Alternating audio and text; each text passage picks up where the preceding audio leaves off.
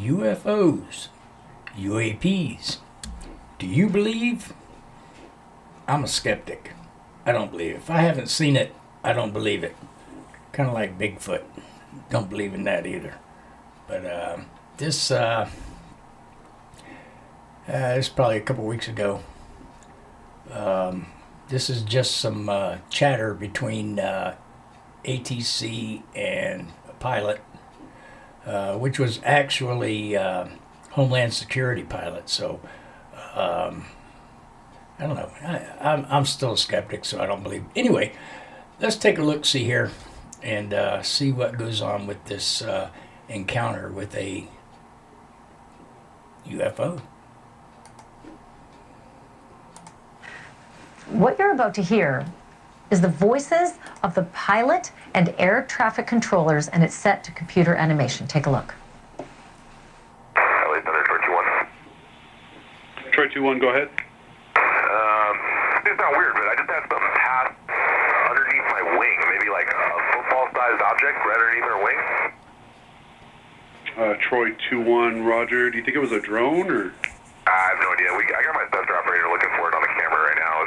We'll see if we can find it. But it's like a dark gray cylindrical object, and it was probably the size of a football, and it passed maybe 10 feet under our right wing. Troy 2-1, Roger. Thank you for the report. Keep me advised if you find anything else out. Yeah, we'll do. We're looking for it now.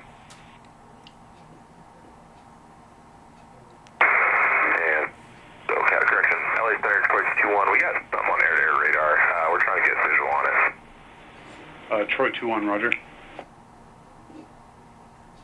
And LA Thunder 094, bearing from us for about 60 miles is where it is now. Troy 2-1, say again. 094 bearing from us, about 60 miles away is where we're picking it up now. LA 15, Troy 2-1, Roger, thank you. All right, this guy was stopped at 14 for him because we were busy. There was some UFO reported here, but that's all taken care of now, so you don't have to worry about it unless you want to talk to Aaron. It was earlier, but it's gone. I may not have to worry about it, but I am plenty worried about it. This is where I call in Ben Hansen to help me make heads or tails of this.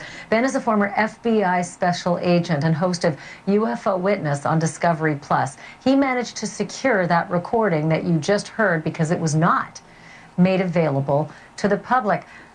Ben, what is your take? This is a really interesting case. It was actually the air traffic controller who reported it to the National UFO Reporting Center, or NUFORC.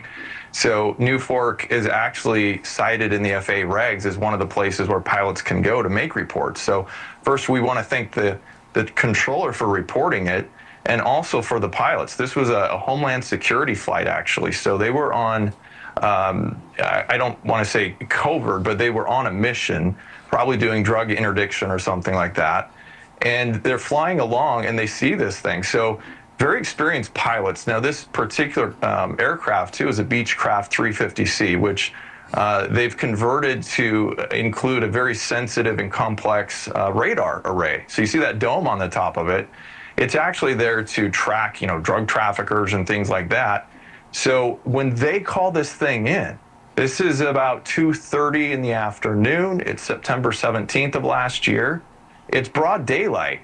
They got a good look at this thing, cylindrical dark object that passes underneath their wings so close. So, I mean, obviously you can see there's big problems with that happening in controlled airspace like they were, and they weren't notified of any air traffic that was supposed to be in the area. So the animation, by the way, it's so realistic, I was caught off guard. Was that sort of made with the help of those who witnessed it so that it's as accurate as it can be? Well, in this case, my team has not spoken with the crew, as you can imagine, because the sensitivity of probably what they were doing on this mission, it wouldn't benefit them to come forward and talk to the public quite yet. We'd encourage it, yes, but this was our rendering of just based on the audio that we had. It's a guess, right? That object could have gone underneath from left to right, forward to back, we don't know. But we do know their description is pretty exact. I'm also sort of gobsmacked by 20,000 feet, because I don't think that ground-controlled you know, unmanned flights can operate at that altitude. Call me crazy. I think at one point they asked if it was a drone. What's the word on the possibility of some kind of a drone activity? So it could be. It'd be very rare, but hobby drones can go up that high. Obviously, military can as well. This occurred near what we call military operations area, but it was not in that airspace. So anyone who was flying something to test a commercial type of drone or something would have had to call in. Now, the other thing that's very interesting about this is you hear them call out what they believe they're tracking this object about 60 miles away because they've got their own airborne radar. And the pilot calls back to air traffic control, says, we think we have it. Now, debatable whether their radar array could see something this small at 60 miles. But if true, within the 2 minutes when they called back, that would place this object going about Mach 2. Okay, from them to gain that much distance in that amount of time. So that would absolutely, in my opinion, eliminate any prosaic explanation of a drone or anything of that nature. Thanks for... Well, you know, at 60 miles away, and it's the size of a football, and the radar is picking that up. Like I said, I'm a skeptic. I just don't believe it because I look at it like, you know, there's an explanation for everything. Unless the military or the government wants to cover it up, whatever, but there is an explanation for everything. That's what I believe. But I don't know. Any comments? Let me know what you think about it. I appreciate it. And I'll see you in the next video. Have a great day. See you.